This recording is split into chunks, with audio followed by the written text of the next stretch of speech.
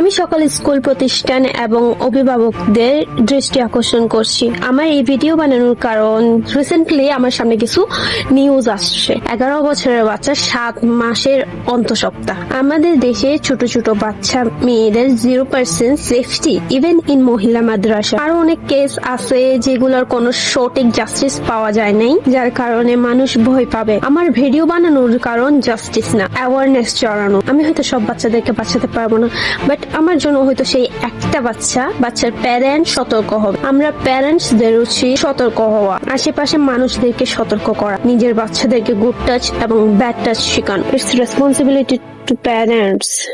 Just ঘরে নাই, school, মাদ্রাসা এবং টিচার্সদের কাছে আমার রিকোয়েস্ট, বাচ্চাদেরকে গুড টাচ এবং ব্যাড টাচ নিয়ে একটা ক্লাস দেন। তখন তারা ভালো খারাপ বুঝতে পারবে, তারা আইডেন্টিফাই করবে ভালো খারাপ, তারা আওয়াজ উঠানো শিখবে, খারাপ কিছু হলে বলবে, ভয় পেয়ে হাইড করবে না প্যারেন্টস থেকে।